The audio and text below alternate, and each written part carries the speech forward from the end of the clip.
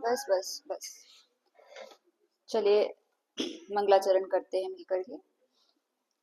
भक्तामर प्रणत मौलिमणि प्रभाणा मोद्युत कंदलित पापितमोवितानम् सम्यक् प्रणम्य जिनपादयुगं युगादा वालम्बनं भवजले पतितां जनानाम्। भक्तामर स्तोत्र की चर्चा चल रही है हमारी, और विगत 4 कक्षाओं में हमने बहुत सुंदर सुंदर श्लोकों की चर्चा करी, जिसमें हमने ये समझ लिया कि तीर्थंकर भगवान से श्रेष्ठ पृथ्वी पर कोई नहीं होता। उनकी माता श्रेष्ठ माता कही जाती है और वे स्वयं सबसे उत्तम पुरुष कहे जाते हैं, जिसे हमने परम पुरुष शब्द से, परम पुमांस शब्द से संबोधित किया था कि तीर्थंकर ऐसे होते हैं जो परम पुरुष है। अरहंत परमेष्ठी की बात हो रही है, पुरुष है, और बिल्कुल अन्य मतों का निराकरण करते हुए आचार्य मानतुंग देव हर बात को यहाँ पर प्रस्तुत कर रहे हैं, और एक एक लाइन में एक एक मत का समझ लो या एक एक गलत मान्यता का खंडन साथ साथ चल रहा है कि पुरुष है, परम पुरुष है, इसका मतलब स्त्री नहीं है। ये बात भी उन्होंने यहाँ पर इंगित कर दी। ऐसे हम छोटे छोटे शब्दों से बड़े बड़े सिद्धांतिक अर्थों को आराम से समझ सकते हैं कि हम इसमें क्या चर्चा कर रहे हैं।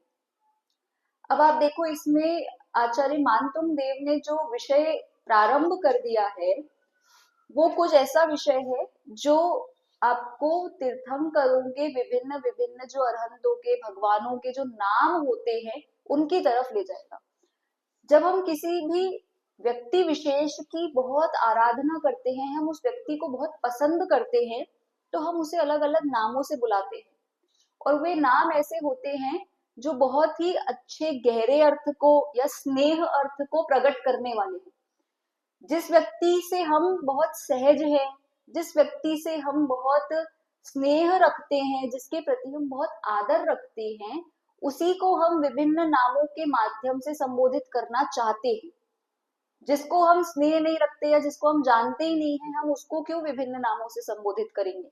उसके लिए हमारा होना नहीं होना या जो नाम है उसी नाम का मात्र होना सफिशिएंट होता है। हम उस संदर्भ में बार बार उपयोग को नहीं रमाते कि हम उनके नाम रख दें क्या, लेकिन जो हमारा प्रिय है, जो हमारा इष्ट है, हम उसके ही विभिन्न नाम रखते हैं। और यहाँ पर मानतुंग आचार्य भी अब भक्ति के उस चरम पर पहुंच चुके हैं जहां पर वो महात्म्य प्रदर्शन करने के लिए, भगवान का महात्म्य बताने के लिए बहुत सारे नामों की यहाँ पर बात करने वाले हैं। वैसे तो सहस्त्र नाम शब्द आते ही हैं, लेकिन यहाँ पर सहस्त्र तो नहीं बताए हैं, पर कितने बताए हैं ये आप लोगों को काउंट करने हैं। अपन ने जो एक श्लोक पढ़ लिया था परम पुरुष वाला, त्वामामनंती वाला, जो 23 नंबर का है, उसमें से आप निकाल सकते हैं एक हाथ। जैसे परम पुरुष शब्द निकल गया, इस तरीके से मुनिंद्र शब्द निकला है, बहुत जगह पर नाथ शब्द निकाला था हमने। तो आप ऐसे काउंट करते जाना कि अपन ने क्या क्या विशेषण या क्या क्या नाम इन भगवान के लिए दिए हैं।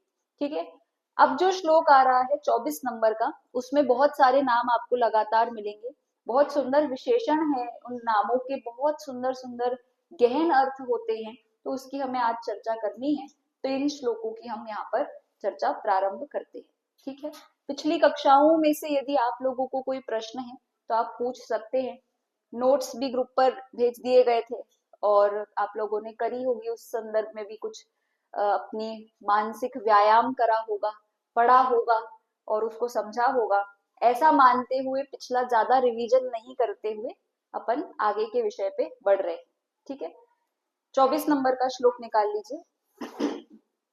श्लोक पढ़ते हैं।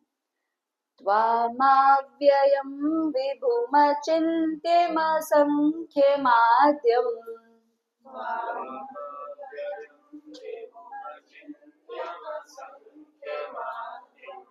ब्रह्माण्डमीश्वरमनन्तमनङ्ग केतुम्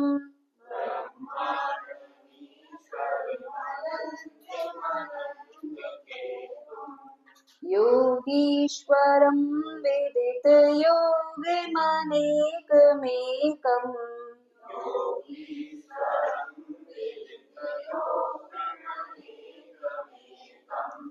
ज्ञानस्वरूपममलं प्रवदन्ति सन्तः।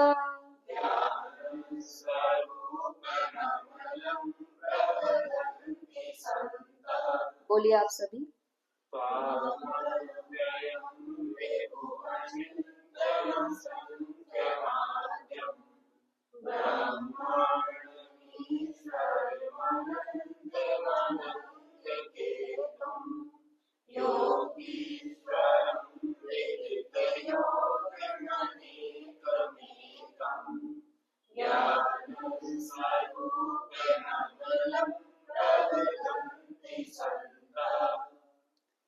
एक एक शब्द इस श्लोक का एक एक विशेषण है, एक एक शब्द एक एक नाम है, और एक एक शब्द ऐसी महिमा को बताने वाला है जो उनकी पूरी की पूरी अनंत महिमा को हम समझ सकें। ऐसे शब्दों को मानतुंगाचा ने यहाँ पर संकलन कर दिया, और मानो आपको उन शब्दों के माध्यम से बताना चाह रहे हैं कि यदि आपको पिछले 23 श्लोकों में महिमा नहीं आई हो तो इस श्लोक को पढ़ करके अत्यंत अत्यंत महिमा आपको जिनेंद्र देव की आनी चाहिए। ऐसे बड़े और गहरे शब्दों का प्रयोग यहाँ पर आचार्य देव कर रहे हैं। देखो क्या कह रहे हैं। पहला शब्द दिया त्वाम, किसके लिए कह रहे हैं? आपके लिए कह रहे हैं, जिनेंद्र देव के लिए कह रहे हैं। तो त्वम शब्द, त्वाम शब्द से आपके लिए हम ये बात कर रहे हैं, ये हम आदिश्वर स्वामी से बात कर रहे हैं। ऐसा मान लो कि जब हम भक्ति करते हैं ना, तो भक्ति करने में सिर्फ 2 लोग होने चाहिए, एक भगवान और एक आप स्वयं, तभी वह वास्तविक भक्ति होती है। यदि भक्ति में आपको लगता है कि बहुत सारे लोग हैं या बहुत सारे लोग होने चाहिए, तो वह यथार्थ भक्ति नहीं है। यदि 10 लोग 50 लोग भी भक्ति कर रहे हैं तो भी 2 ही लोग हैं, एक आप और एक जिनकी भक्ति करी जा रही है वह व्यक्ति। 2 ही लोगों के समक्ष भक्ति होती है, और वह भक्ति इसीलिए यथार्थ होती है क्योंकि आप जब बात कर रहे हो तो आप सामने वाले से बात कर रहे हो। यदि आपका ध्यान इधर उधर है तो आप किसकी भक्ति कर रहे हो? आप यथार्थ भक्ति नहीं कर रहे हो। इसीलिए 2 लोगों के बीच बात हो रही है, और वो बात ऐसी हो रही है कि भक्ति का अर्थ होता है महिमा प्रकट करना। पहले भी अपन ने बात करी थी, आपको यदि लोक में कोई व्यक्ति पसंद हो तो आप उस पसंदीदा व्यक्ति के बारे में अपने मन में तो महिमा करते ही करते हो बारंबार कि बहुत अच्छे हैं, वे बहुत बढ़िया हैं, वो बहुत बढ़िया लोग हैं। इस तरीके से जो व्यक्ति आपको अन्य मिलेगा उससे भी महिमा करोगे कि वो बहुत अच्छे हैं। फिर उसके बाद में यदि वह व्यक्ति कभी आपके सामने आ जाए तो आप उससे भी कहोगे कि आप हमें बहुत बढ़िया लगते हैं। तो कहाँ रिलेशन बना कि सिर्फ वो 2 व्यक्ति के बीच में बात हो रही है, वो 2 व्यक्ति के बीच में हो रहा है सब कुछ कि वो बढ़िया है और मैं कह रहा हूँ कि वो मुझे बढ़िया लगते हैं। हम आपकी बात कर ही नहीं रहे कि ऐसे आप 4 लोगों को भी बढ़िया लगो, आप 10 लोगों को भी बढ़िया लगो, आपको भी पसंद आने चाहिए वो। हमें इससे मतलब ही नहीं है। हम तो ये कह रहे हैं हमें बहुत अच्छे लगते हैं, और हम यही बात उनको बताने जा रहे हैं। ऐसे ही भगवान है, निरंतर भगवान की भक्ति हमारे हृदय में चल रही है, कंटिन्यू चल रही है। एक क्षण के लिए भी हमारे मन से वो भक्ति गई नहीं। अब वो जैसे ही भगवान हमारे स्मरण में आए, हमारे सामने आए, मानो प्रतिमा सामने हमने देखी, तो अब हमारे अंदर वो जो भाव चल रहा था ना, हमने तुरंत उनको जाकर के कह दिया कि हे प्रभु, आप हमको बहुत अच्छे लगते हैं। कैसे कैसे लगते हैं? आप कैसे कैसे हो? मैं आपको कैसा जानता हूँ। जैसे मान लो आप किसी सेलिब्रिटी के बहुत फैन हो और आप उस सेलिब्रिटी को जाकर के बोल दो कि आप बहुत अच्छे लगते हो हमको, तो वो आपसे पूछ ले कि क्या अच्छा लगता है, तो फिर अगर आपके पास कोई उत्तर ही ना हो तो आपको क्या अच्छा लगा भाई आप क्या क्या पसंद आ रहा है आपको? आपको सादगी पसंद आ रही है? आपको कुछ और रंग रूप पसंद आ रहा है? क्या अच्छा लग रहा है? आपको काम अच्छा लगता है उनका? क्या पसंद आ रहा है? तो आपके पास में चार छह कुछ रीजंस तो होंगे उनको पसंद करने के। तो मानतुंग आचार्य यहाँ पर बता रहे हैं कि मेरे पास देखो इतने सारे रीजंस की तो मैंने लिस्ट बनाई दी कि आप कैसे हो, और और भी ऐसे बहुत सारे नाम आपको, बहुत सारे विशेषण आपको वो बता देंगे कि आप मुझे इसीलिए पसंद हो, मैं आपके विषय में क्या जानता हूँ। तो देखो अब क्या बात करना शुरू करी। पहला शब्द लिया अव्यय, ठीक है, काउंट करते जाना। दूसरा विभु, तीसरा अचिंत्य, विभुम अचिंत्य है ना, विभुम, तो म इधर ले लो, विभुम है और अचिंत्य है। फिर इसके बाद में फिर से म इधर ले लो, अचिंत्यम, तो म इधर आ गया तो क्या बना, असंख्य, फिर असंख्यम, और फिर म इधर आ गया तो आद्यम, क्या बना, अव्ययम, विभु, अचिंत्यम, असंख्यम, आद्यम कहो या हिंदी में अगर कहे तो आद्य, ठीक है। फिर अगला, अगली लाइन में, अगली लाइन में ब्राह्मण शब्द नहीं है, ब्रह्मांड शब्द है, ठीक है। ब्राह्मण नहीं पढ़ना है इसको, ब्राह्मण नहीं है ये, ब्रह्मांडम, ठीक है। म इधर फिर से ईश्वर, फिर इधर म लो ईश्वरम, अनंतम, अनंग केतुम, ठीक है। फिर अगली लाइन में योगीश्वरम, विदित योग, और योग के साथ फिर म इधर ले लो तो विदित योगम, अनेकमेकम, अनेकम एकम, ठीक है। ज्ञान स्वरूपम, अगली लाइन में अमलम, इतने विशेषण यहाँ पर कह दिए। प्रवदंती संतः, प्रवदंती मतलब कहते हैं, संबोधित करते हैं, और वदंती शब्द होता है बोलने के लिए, उसमें प्र शब्द जुड़ गया तो प्रवदंती मतलब प्रकृष्ट रूप से कहे जाते, जैसे वचन और प्रवचन। तो प्रवचन क्या है, प्र शब्द जुड़ गया ना, प्रकृष्ट, प्रकृष्ट मतलब अच्छे वचन, उत्कृष्ट रूप से कहे जाने वाले, तो वचन मतलब कहना। ऐसे ही प्रवदंती कि मतलब कहना और प्रकृष्ट रूप से कहे जाना, क्योंकि प्रकृष्ट रूप से कौन कह रहा है, संत कह रहे हैं, संत मुनिराज आचार्य आदि वे कह रहे हैं, तो वे कह रहे हैं तो डेफिनेटली उत्कृष्ट वचन ही है, इसीलिए ऐसा विशेषण कहा गया, ठीक है। अब देखो एक एक की बात करना शुरू करते हैं, क्या क्या अर्थ होते हैं इनके। सबसे पहला विशेषण क्या है, अव्यय, ठीक है, अव्यय विशेषण है। और अव्यय शब्द में क्या वर्ड है, व्यय। व्यय मतलब क्या होता है, हाँ, उत्पाद व्यय द्रव्य पढ़ा था हमने, तो व्यय शब्द का अर्थ है नष्ट होना, वियोग होना, या वो चीज छूट जाना, इस तरीके से।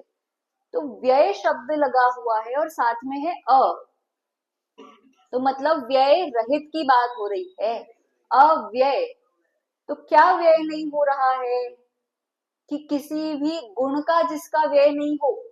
अब वर्तमान जो पर्याय सिद्ध दशा है उसमें व्यय नहीं हो, वो पर्याय सदा रह रही है, शुद्धता का कभी व्यय नहीं होगा।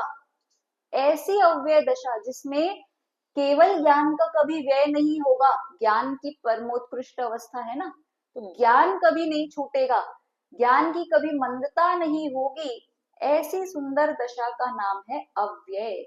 अव्यय शब्द में हम बहुत सारी चीजें लगा सकते हैं, जैसे मान लो अच्युत, अच्युत को भी अव्यय कहा जा सकता है, कि वह अपनी उस दशा से कभी च्युत नहीं होंगे, चलायमान नहीं होंगे, विघटित नहीं होंगे, उनका आसन मानो सिद्ध दशा में जिस स्थान पर वे विराजमान है उस स्थान का कभी व्यय नहीं होगा।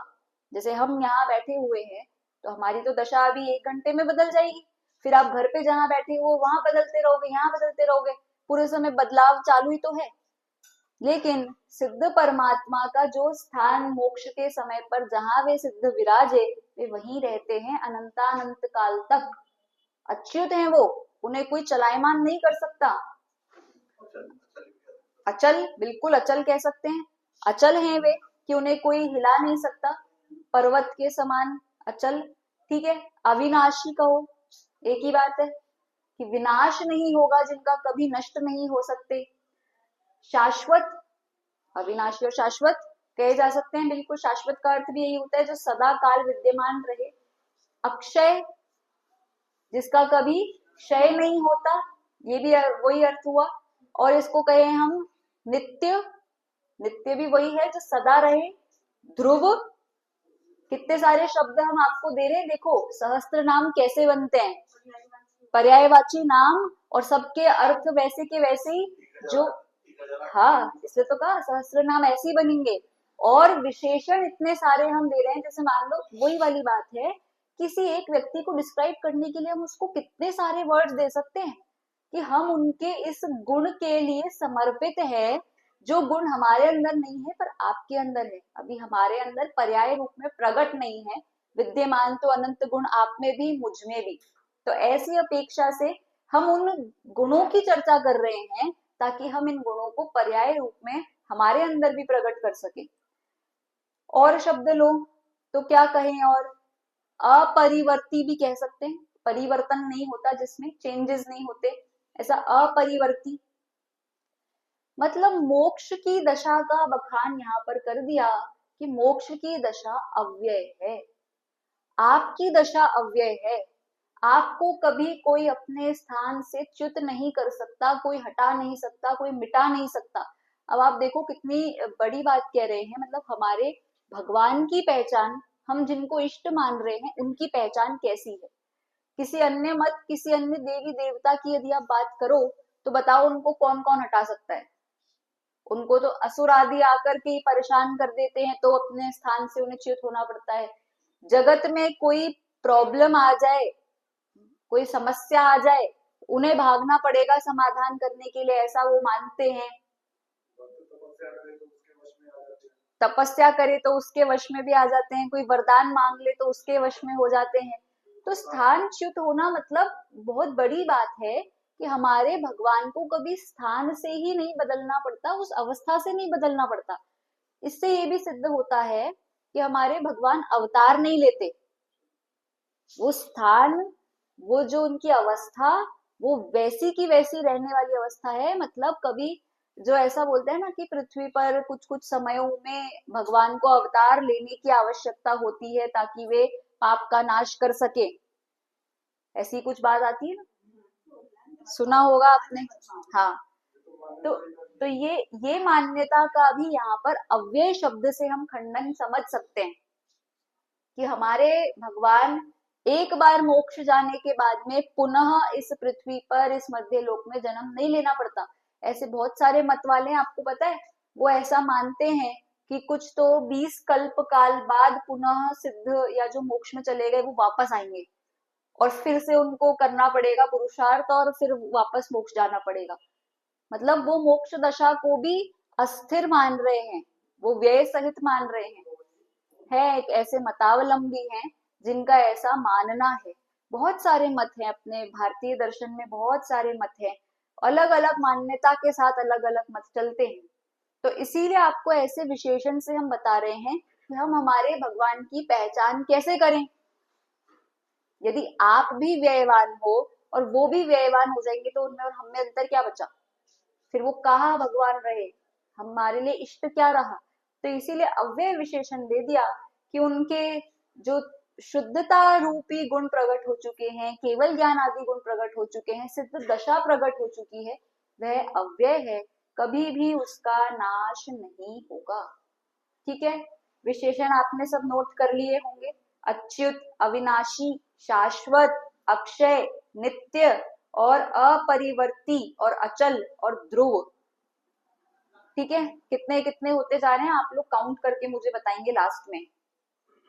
अगले पे चलते हैं, विभू। ठीक है, अगला विभू है ना, त्वामाव्ययम विभुम। विभू, विभू क्या होता है, क्या है विभू? आप लोगों ने नाम भी सुने होंगे बहुत लोगों के। प्रभुता कहो और क्या कह सकते हैं। विभू शब्द जब हम प्रयोग करते हैं तो विशेष रूप से, हाँ, सर्वव्यापी अर्थ में विभू शब्द का प्रयोग होता है। जो सर्वव्यापी हो, सब में फैले हुए हो, उन्हें विभू कहा जाता है। और ये प्रभुता के लिए ही विशेष रूप से है कि जो सब में व्याप्त है, मतलब वो बहुत विशाल है या बहुत विराट है। बहुत प्रभुतावान है वो, कि उनका सब पे स्वामित्व चल रहा है, इस तरीके से इस शब्द का विशेष अर्थ होता है। तो सब में व्याप्त है। कैसे सब में व्याप्त हो रहे हैं? कि सब में व्याप्त होने का सबसे पहला हेतु अगर हम समझें तो केवल ज्ञान के हिसाब से सर्वव्यापी कहे जाते हैं।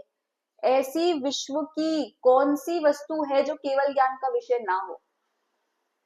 तीन लोक में ऐसा कौन सा कोना है जहां पर केवल ज्ञान नहीं जानता हो? ऐसी कोई जगह नहीं है, ऐसी कोई अवस्था नहीं है जो केवल ज्ञानी को नहीं पता हो।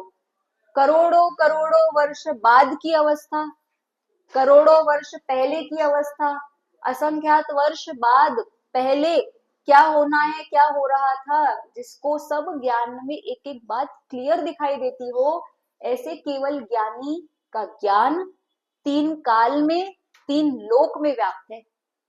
व्याप्त मतलब फैला हुआ, विस्तार। ऐसा ज्ञान का विस्तार है कि आप ऐसी कोई अवस्था नहीं है जो केवल ज्ञानी से छुपा सको।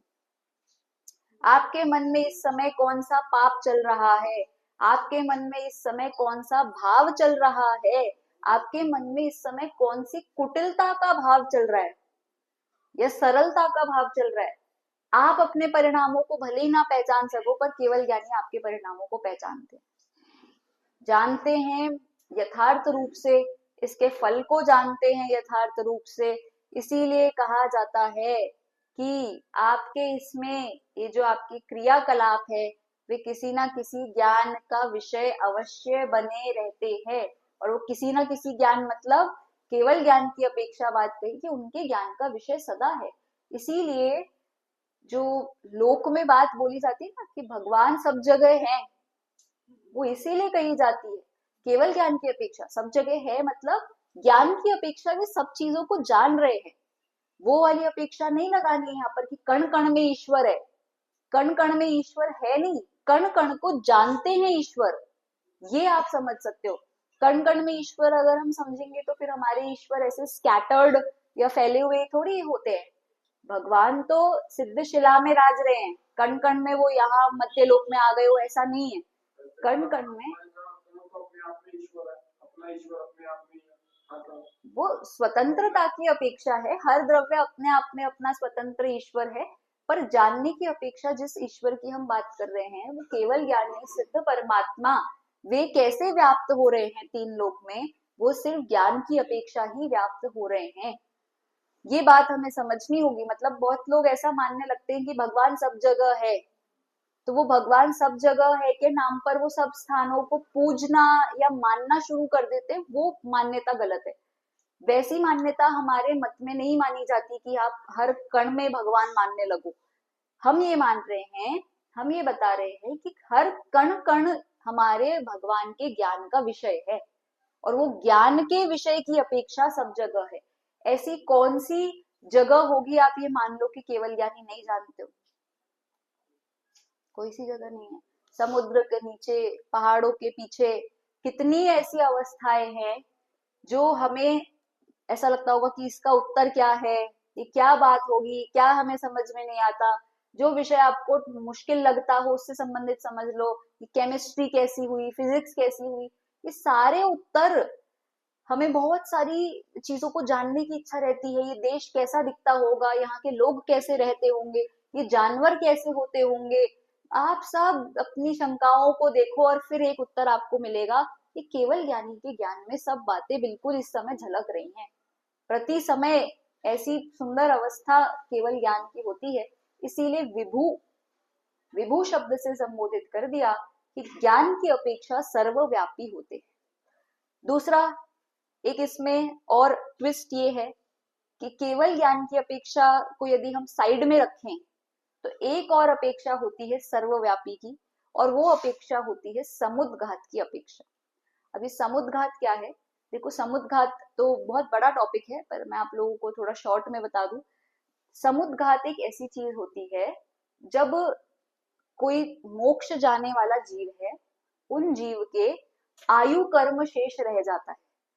अब आयु कर्म शेष रह गया और उनको अभी मोक्ष जाना है, अभी मोक्ष होना है बिल्कुल, तो वो आयु कर्म के कारण से क्या होता है कि उस समय पर उनकी आत्मा के प्रदेश सब जगह फैल जाते हैं, और वो फैल जाने के कारण से, वो पूरा का पूरा ऊपर से नीचे तक लोक में फैल जाने के कारण से उसे हम कहते हैं केवली समुद्घात। और उस समय पर फिर उनको वो सब निषेक बराबर हो जाते हैं, आयु कर्म पूरा का पूरा नष्ट होकर के फिर उसके बाद मोक्ष हो जाता है।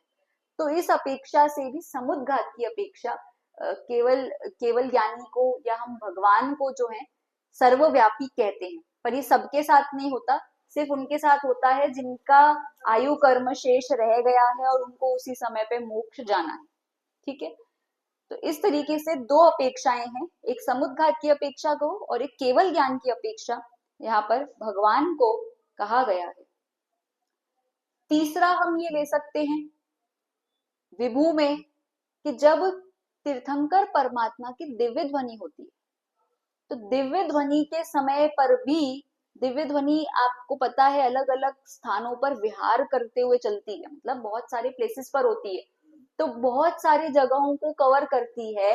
इस कारण से भी उनको उस समय पर सर्वव्यापी कहते हैं। क्यों कह देते हैं?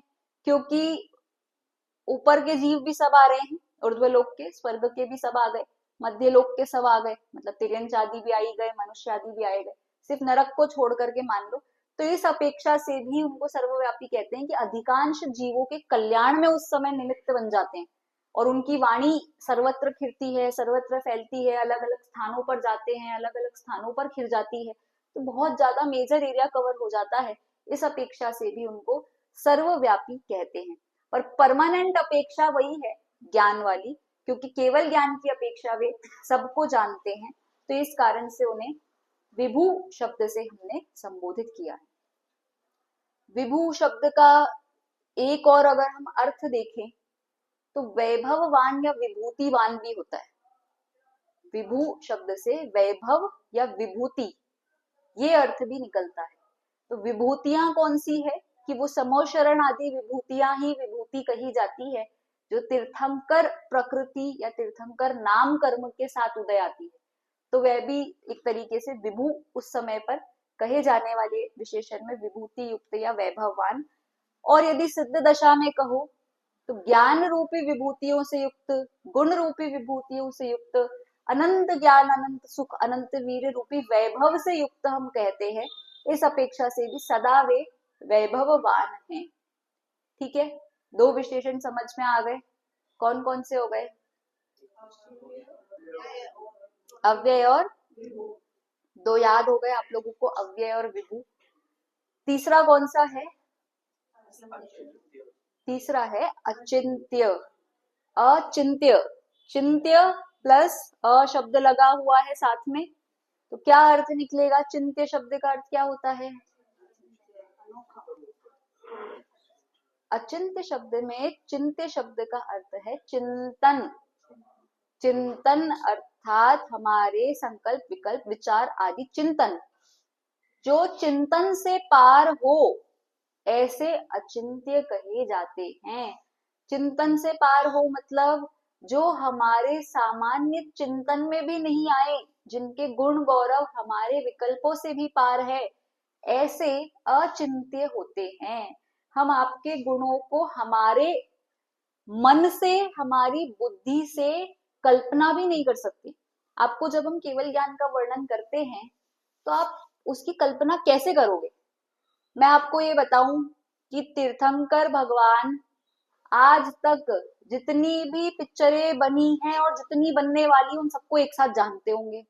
अब आप सोचो, मिक्स नहीं हो जाता होगा सारा? जितनी आज तक खाने की चीजें बनी हैं और जितनी आज तक खाने की चीजें बनेंगी उन सबके स्वाद को जानते हैं। सोचो केवल ज्ञान कैसा होता होगा, इतना सारा टेस्ट एकदम से कैसे कैसे आता होगा, सबका स्वाद एक साथ। आप बोल रहे हो एक समय में एक साथ, मतलब आप ये बोल रहे हो कि रबड़ी का और कचौरी का स्वाद एक साथ आता है? कैसे आएगा? हमारे चिंतन से पार। तो जानते हैं उस चीज की एक एक पूरी पूरी, स्वाद को तो जानते ही होंगे, स्वाद कैसा है, तीखा है, मीठा है, सब स्वाद पता है। जितना आपको नहीं पता होगा खा करके उससे ज्यादा पता है उनको। ऐसे उसको कहते हैं अनंत ज्ञान। ऐसी अवस्था है कि जितने आज तक सीरियल बने हैं और जितने सीरियल बनने वाले हैं सबकी स्टोरी पता है उनको, कि इस सीरियल में आगे क्या होने वाला है। ये है केवल ज्ञान। और ये जानते हुए, ये मानते हुए आप कल्पना करके देखो, आज तक जितने वर्ल्ड वॉर्स हुए हैं, जितने युद्ध हुए हैं और जितने आगे होने वाले हैं, बॉम्ब ब्लास्ट सबकी जानकारी है उनको। एक समय में एक साथ, अभी अभी जो कचौरी का ज्ञान चल रहा था ना, उसी समय वो बॉम्ब ब्लास्ट का ज्ञान भी चल रहा है, और उसी समय वो आइसक्रीम का ज्ञान भी चल रहा है, और उसी समय वो मूवीज का ज्ञान भी चल रहा है। उसी समय आप क्या कर रहे हो, उसी समय वो क्या कर रहा है। ऐसे अनंत जीवों का अनंत ज्ञान कैसे, ये हमारे चिंतन से पार का विषय है। आप जितना जान रहे हो, हमने तो ये बोलने में भी कितना क्रम लगा दिया। हम क्रमिक जानते हैं, हम स्टेप बाय स्टेप जानते हैं, हम बोलने में भी स्टेप लगाते हैं। लेकिन केवल ज्ञानी हर गंदी से गंदी चीज कहो, अच्छी से अच्छी चीज कहो, वह केवल ज्ञान का विषय है। और वो जानते हुए भी हम ये बता रहे हैं कि उस समय वे अनंत सुखी हैं। उसी समय वे अनंत ज्ञान, अनंत सुख, अनंत वीर्य को जानते हुए परम आनंद की अवस्था में हैं। उनको फर्क ही नहीं पड़ रहा। क्यों? क्योंकि वीतरागी हो चुके हैं। तो ये अचिंत्य, हमारे चिंतन से बाहर, चिंतन से परे, कल्पना से परे ऐसा अपूर्व ज्ञान जिसे हम शब्दों में नहीं डिफाइन कर सकते, उसे कहते हैं अचिंत्य। जैसे मान लो कि आपको कोई भोजन की वस्तु प्रिय है, तो अब मैं आपसे उसको डिस्क्राइब करने के लिए कहूंगी, बताओ जी कैसी लगती है। रसगुल्ला कैसा लगता है? बढ़िया कैसा होता है? बढ़िया मतलब कैसा? पानी जैसा, चाय जैसा बढ़िया? अच्छा, मीठे में बताना, हलवे जैसा बढ़िया? तो आप यही कहोगे कि आप खाकर देख लो, आपको पता चल जाएगा बढ़िया क्या होता है। वो अनुभव गम्य विषय है।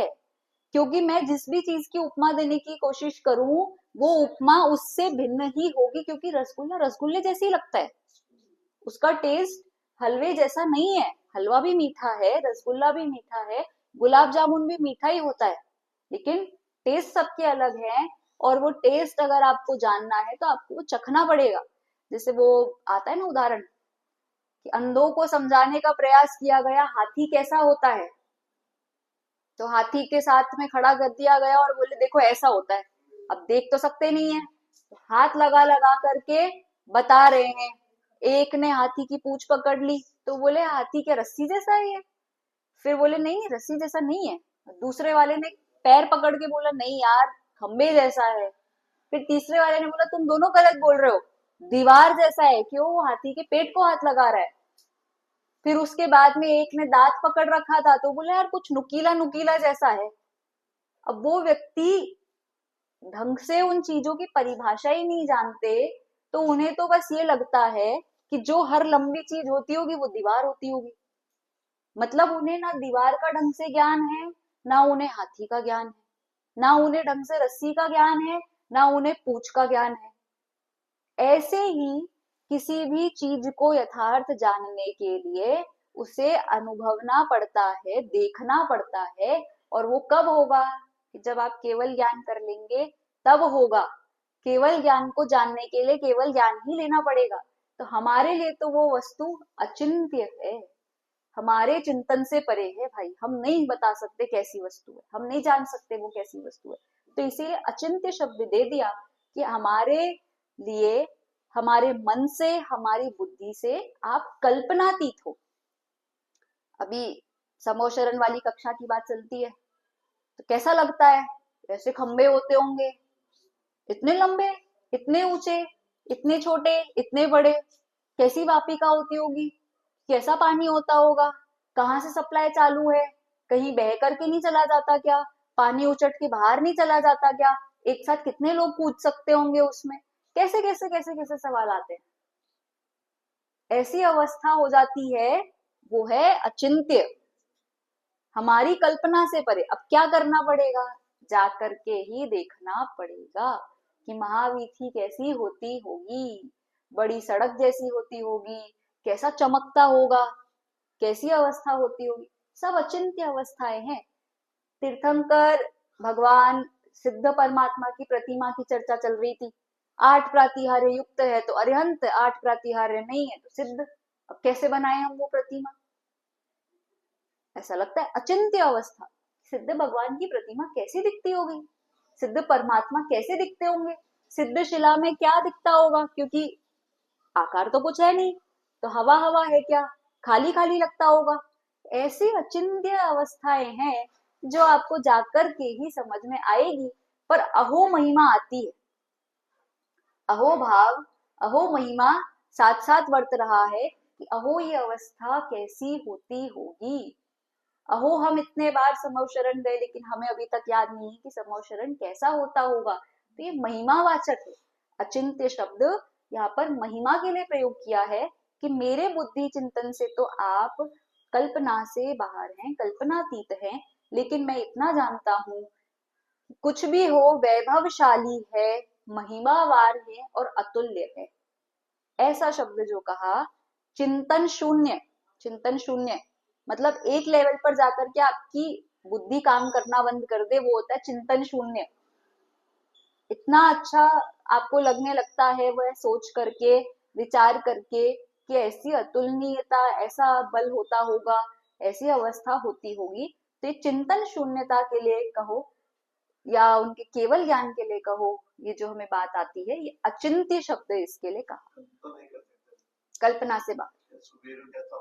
कैसा होता होगा? अब कल वो सुमेरु जैसे स्तूप दिखा रहे थे, कैसे होते होंगे स्तूप, कैसे दिखते होंगे? चैत्य वृक्ष है, पेड़ में भगवान कैसे होते होंगे?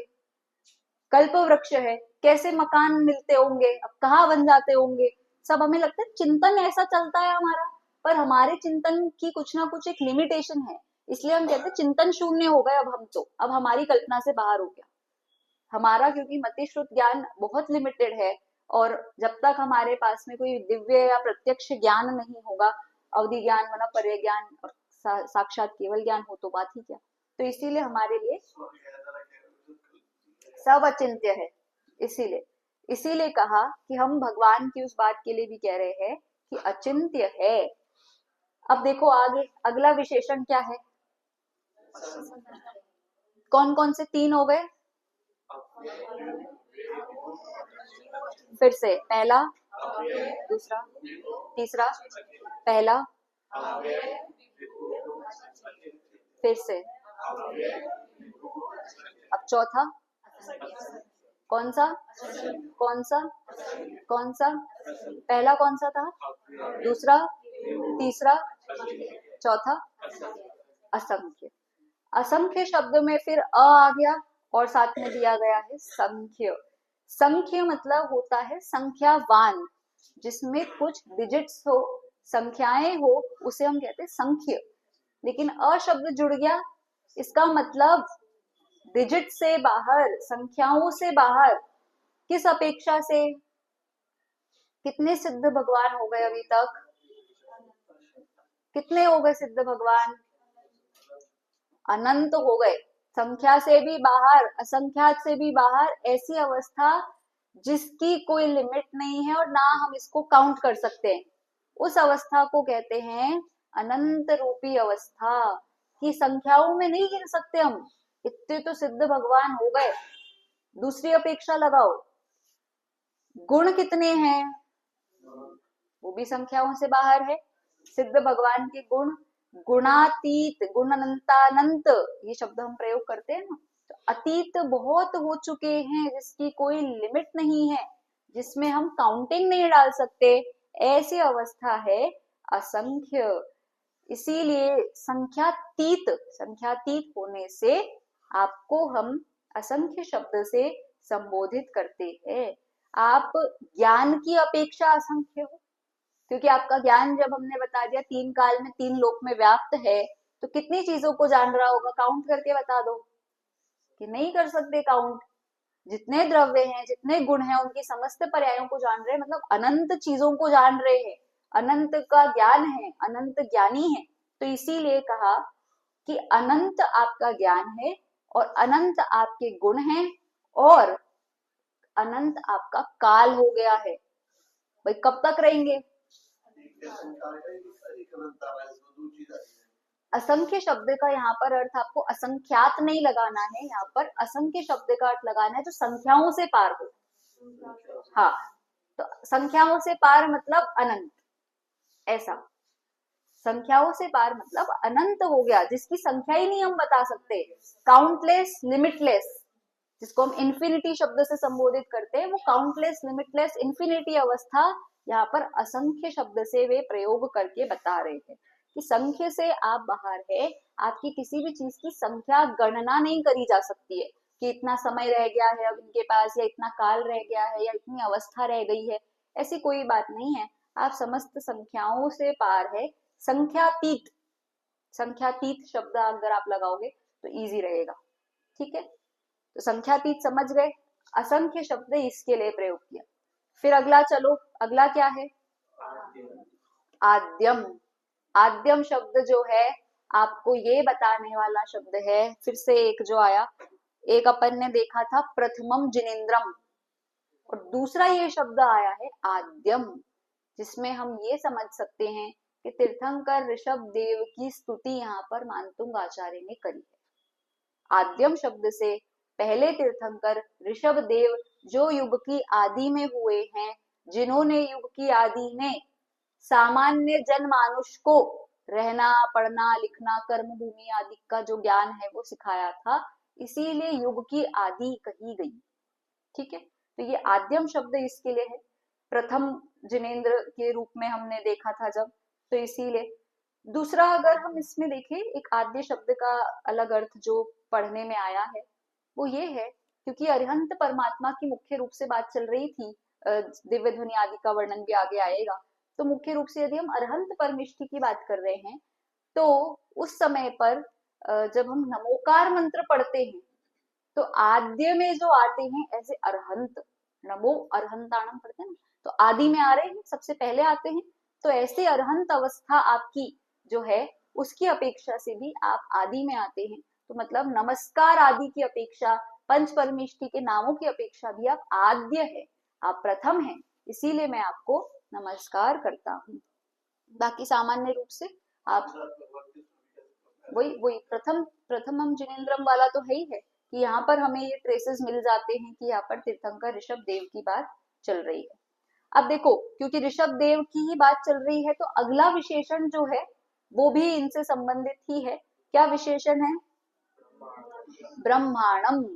ब्रह्मांडम शब्द विशेषण दिया, तो ब्रह्मांड शब्द में देखो दो शब्द हैं, एक तो या तो आप ब्रह्मा शब्द समझ सकते हो या फिर आप ब्रह्मांड शब्द समझ सकते हो। ब्रह्मा शब्द जब हम लेंगे तो जो आदि ब्रह्म है, जिन्होंने इस ब्रह्म रूपी आत्मा का आश्रय लिया, ऐसे ब्रह्मा। ब्रह्म शब्द आत्मा शब्द के लिए संबोधित किया जाता है। आपने उत्तम ब्रह्मचर्य का कभी व्याख्यान सुना हो तो ब्रह्मम चरोति इति ब्रह्मचर्य ऐसा बोलते हैं ना, तो अपनी शुद्धात्मा में चरण करना, रमण करना, वह ब्रह्मचर्य है। तो ब्रह्म शब्द से जिन्होंने शुद्धात्मा का आश्रय लिया, ब्रह्मांड शब्द से जिन्होंने इस शुद्धात्मा के विषय में सबको ज्ञान कराया दिव्य ध्वनि के माध्यम से, तो वे ब्रह्मांड को संबोधित करने वाले, इसीलिए उन्हें ब्रह्मांड रूपी कहा। तीसरा समझो, आपने अगर वो आदिनाथ जयंती वाला व्याख्यान आपको याद हो, अपन ने आदिनाथ जयंती पर जब चर्चा करी थी तो आपको उसमें बताया था कि आदिनाथ भगवान के लिए ब्रह्मा शब्द का प्रयोग, आदि ब्रह्म शब्द का प्रयोग किया जाता है। बहुत से पुराणों में आपको ये शब्द मिल जाएंगे कि तीर्थंकर ऋषभ देव के लिए आदि ब्रह्म या ब्रह्मा शब्द का प्रयोग मिलता है।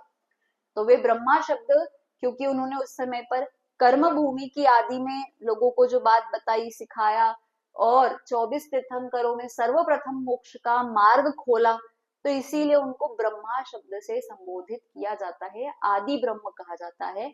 जो आत्मा को जिन्होंने जाना और आपको जानना सिखाया, इस अपेक्षा से लोक को जिन्होंने जाना और सबको उस लोक में रहना सिखाया। जब कर्म भूमि प्रारंभ हुई थी तो लोगों को सिखाना, बताना, कैसे काम करना है, सब सिखाने की अपेक्षा से ब्रह्म शब्द कहा, ठीक है। सामान्य लोक में ब्रह्मा चतुर्मुखी हैं, ये भी बोला जाता है।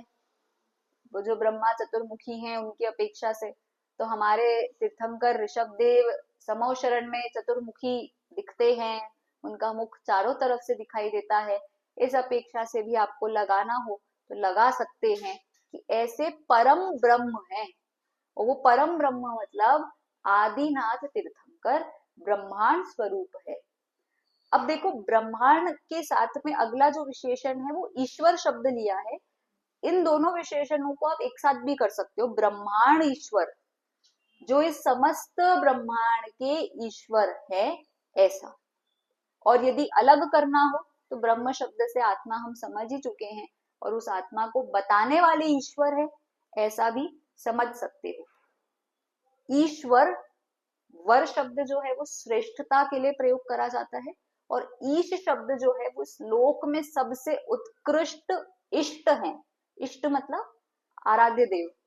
तो इस श्लोक में सबसे उत्कृष्ट इष्ट जो है, ऐसे वर, उसमें भी श्रेष्ठ, ईश्वर, ऐसा ईश्वर शब्द का अर्थ है जो भगवान है, जिन्होंने समस्त कर्मों का नाश कर दिया है, उन्हें ईश्वर कहते हैं।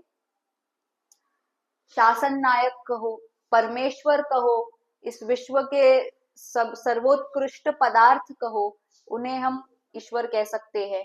ठीक है, ईश्वर का अर्थ ये नहीं है जो कारण कार्य का प्रबंधन देखे, मतलब लोक के होने वाली गतिविधियों को मैनेजमेंट करे। प्रबंधन मीन्स मैनेजमेंट, मैनेजमेंट करने वाले ईश्वर नहीं है।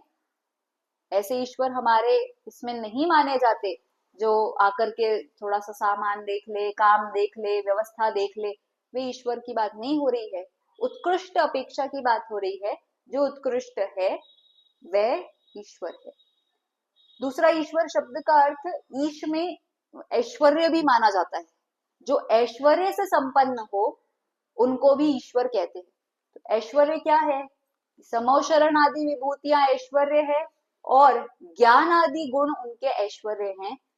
वास्तविक ऐश्वर्य जो है वो मुख्य रूप से ज्ञान आदि गुण ही कहे जाएंगे, क्योंकि समोशरण भी कहीं ना कहीं व्यय को प्राप्त हो जाता है, विघटित हो जाता है। तो इस अपेक्षा से ज्ञान आदि गुण उनके सदा जो ऐश्वर्यमय हैं, उनसे युक्त हैं, उन्हें ईश्वर कहते हैं। ठीक है, अगला क्या है? अनंत। अनंत शब्द वही है जो हमने असंख्य में समझा, मानो संख्यातीत, और अब वो बता रहे कि असंख्या तो छोड़ो, आप तो अनंत ही हो। हम संख्याओं में उलझ ही नहीं रही कि आपकी संख्याओं से आप पार हो, हम तो ये कह रहे हैं आप अनंत ही हो। और वही है अनंत शब्द। अगर आप पहले वाला विशेषण लो, अव्यय, तो उसमें हमने अचल, ध्रुव, नित्य ये विशेषण पढ़े थे। तो अनंत शब्द कालवाची लोगे तो इस अपेक्षा चला जाएगा, काल की अपेक्षा अनंत, मतलब अचल हो गए, ध्रुव हो गए, नित्य हो गए। और यदि गुणों की अपेक्षा लोगे तो उसमें भी आ जाएगा, कभी भी नाश नहीं होगा आपका, कभी भी नाश नहीं होगा, आपकी कोई सीमा नहीं है। देखो, सीमाओं की अपेक्षा विशेष रूप से असीम, जिसे हम कहते हैं असीमा, असीम, कि जिसकी कोई सीमा नहीं है, आपको कोई रोक नहीं सकता, आपके ज्ञान को कोई बंधन नहीं कर सकता, आपकी शक्ति का कोई बंधन नहीं कर सकता। ऐसे आप में अनंत शक्तियां, अनंत वीर्य है। आपकी शुद्धता को कोई बाधित नहीं कर सकता, आपके द्वारा बोले हुए वचनों को कोई बाधित नहीं कर सकता। आप जब उसमें पढ़ोगे ना, आप तो मीमांसा में, तो उसमें समंत भद्राचार्य ने बहुत सारे ऐसे विशेषण लिए हैं कि मतलब युक्ति शास्त्र आदि से आपके वचन जो है कई विरोध को प्राप्त नहीं होंगे। कौन सी ऐसी आप वस्तु ला सको कि आप जिनेंद्र भगवान के वचनों को तोड़ सको? कोई ऐसी वस्तु नहीं है। तो इसीलिए उस अपेक्षा से भी अनंत आप कहे गए हैं, ये अपेक्षा होगी। फिर अगला क्या है? अनंग केतु। अनंग केतु शब्द का अर्थ होता है जो समस्त काम भोग बंधन आदि से विरक्त हो चुके हैं। आप एक एक विशेषण का प्रहार देखो किस किस तरफ जा रहा है। काम भोग बंधन आदि से विरक्त हो चुके हैं, आपके साथ कोई स्त्री नहीं है, आपके साथ कोई संतान नहीं है, आपके साथ कोई भाई नहीं खड़ा बगल में, आपके साथ कोई आपकी प्रेयसी बगल में नहीं खड़ी हुई है। क्यों? क्योंकि आप काम भोग बंधन से विरक्त हो। यदि आप भी काम भोग बंधन वाले हो जाओगे, आपको भी किसी के प्रति कुछ स्नेह होगा, कुछ आपको आकर्षण होगा, तो आप में और हम में क्या अंतर है? अगर हमें किसी के प्रति स्नेह है, प्रेम है, और आपको भी है, आपके साथ भी एक प्रेयसी हो, तो क्या अंतर होगा? कुछ अंतर नहीं होगा। आप कैसे ईश्वर है? हम आपको ईश्वर इसीलिए तो कह रहे हैं कि आपने उस प्रेम पे विजय प्राप्त कर ली है जिसके वशीभूत होकर के हम सब पाप कर रहे हैं। हम सब उस प्रेम के वशीभूत होकर के इस संसार में प्रतिदिन प्रति समय पाप करते हैं कि ये अच्छा है और ये बुरा है, मैं इसके लिए सब कुछ करने को तैयार हूँ, मैं इसके लिए सब कार्य करने को तैयार हूँ। प्रेम की हमारी सीमा ऐसी होती है ना कि हम हमारे प्राण भी न्यौछावर कर दे उस प्रेम के कारण, चाहे वह किसी के भी प्रति हो। तो ये सीमाएं हमें आत्म कल्याण से रोकने वाली तो है। असीम प्रेम जिसे हम कहते हैं, वह असीम यदि आत्म कल्याण के लिए हम लगा दें तो हमारा आत्म कल्याण कब का हो चुका होता। लेकिन हमने वो काम भोग के लिए लगा दिया, बंधन के लिए लगा दिया। इसीलिए अनंग केतु शब्द से कहा कि आपको किसी के प्रति नहीं है मोह, किसी के प्रति आपको काम भोग का भाव नहीं आता। ऐसे निर्विकार, अविकार शब्द, निर्विकार शब्द जो अपन प्रयोग करते हैं वो इसीलिए करते हैं। क्यों? क्योंकि काम भोग आपके मन में किसी के प्रति कोई वासना नहीं रही, कोई दुर्विकल्प नहीं रहा, कोई स्नेह नहीं रहा, कोई प्रणय नहीं रहा, ऐसी अपेक्षा होती है अनंग केतु। ठीक है, तो मतलब ये आप समझ लो कि हमारे भगवान की वीतरागता के लिए कहने वाला एक ये विशेषण दे दिया कि अनंग केतु है। हमारे तीर्थंकर के पास में विवाह गृहस्थावस्था में हो भी जावे तो उसको छोड़ करके ही भगवान बनेंगे। ये हमारे लिए सबसे बड़ा सिद्धांत है कि आपको ये बात बता दी कि मतलब हमें ऐसा लगता है ना कि तीर्थंकरों ने भी तो करा, भगवान ने भी तो करा, उनके भी तो है, इनके भी तो है, तो हम अपने पाप का उससे पोषण करने लगते बचा करके कि हम भी मतलब कर रहे हैं तो कुछ गलत नहीं है। लेकिन आपको जिनेंद्र भगवान की शरण में आकर के ये समझ में आ जाएगा कि उन्होंने जो करा, जैसे करा, उसको छोड़ करके करा। तीर्थंकर ऋषभ देव के 2 विवाह हुए, 2 पत्नियां थी ना, नंदा सुनंदा, दोनों को छोड़ा। पुत्रों में अगर आप देखो, भरत, बाहुबली और वो 100 और वो ब्राह्मी और सुंदरी, इतने सारे बच्चों को छोड़ करके दीक्षा लेना। हम 2 को नहीं छोड़ सकते, 4 को नहीं छोड़ सकते, 8 को नहीं छोड़ सकते, 1 को नहीं छोड़ सकते। अब अपने अपने लगा लो जिसके जितने हैं, कि हम उसको नहीं छोड़ सकते और हमने उसको छोड़ दिया जो बेटा चक्रवर्ती था, ऐसे बच्चे को छोड़ दिया जो कामदेव था। आप सोचो, और उनके ऊपर चल के देखा ना थोड़ा, तो जब नाभि राय जो है तीर्थंकर के माता पिता की दीक्षा लेते हैं, तो नाभि राय तो ऐसे बच्चे को छोड़ के जा रहे जो तीर्थंकर है, साथ में ही रह लेते।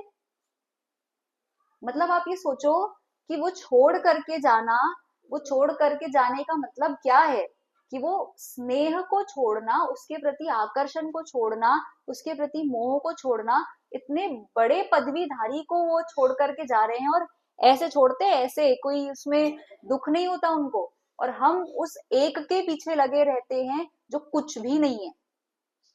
आज के समय पर क्या है? सामान्य सामान्य, बस वो अपना अपना होता है, अपना विशेष होता है, अपने का अपने को ही पता होता है।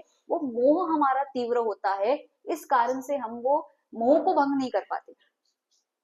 और जिस जीव ने मोह भंग कर लिया, वो अभी की अवस्था में भी सबसे सुखी जीव है।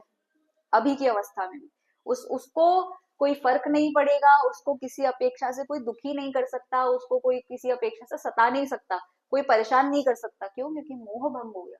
तो अनंग केतु शब्द जब आप समझ रहे हो, तो उसमें ये अनंग केतु इसीलिए विशेषण दे दिया कि आप समस्त प्रकार के विषय भोग से रहित हो। आपको कोई अपने स्नेह पाश में बांध नहीं सकी या सका, कुछ भी लो, पुत्र आदि की अपेक्षा या पत्नी आदि की अपेक्षा या माता पिता की अपेक्षा, जिससे आपको सबसे ज्यादा स्नेह हो, आप उसकी अपेक्षा समझ सकते हो। तो अनंग केतु। फिर अगला जो है, बहुत सारे विशेषण अपने रह गए हैं लेकिन अपना समय हो चुका है, तो इसलिए आप इतने ही विशेषण अभी समझो। अब जो रह गए हैं वो, एक तो रह गया है योगीश्वर, फिर रह गया है विदित योग, और फिर रह गया है अनेक, और फिर एक है एक, और फिर ज्ञान स्वरूप और अमल। इतने विशेषण अभी अपने रह गए हैं। और कितने हो गए हैं? कितने हो गए? काउंट करके बताओ। 9 हो गए। 9 विशेषण अपने अभी हो चुके हैं, और बाकी के विशेषण जो रह गए हैं उसमें भी बहुत अच्छी अच्छी बात है। उसकी भी चर्चा करेंगे अपन। और अब जो भक्तामर की अवस्था में हम प्रवेश करने वाले हैं, वो बहुत एक क्रीम अवस्था है, बहुत उत्कृष्ट अवस्था है।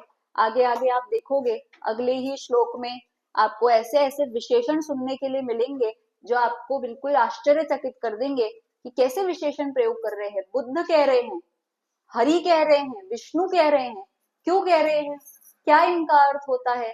मानतुंग आचार्य ने किस अपेक्षा से एक पूरी लेवल आगे बढ़ करके बात करी है, तो उसकी अपने को चर्चा करनी है। अभी समय हो गया है, इसलिए अपन इसको यहीं रोकते हैं। आप लोग रिवाइज करके आइएगा, और जिसने लिखा है वो ग्रुप पे भेज सकते हैं ताकि बाकी लोग भी रिवाइज कर सकें।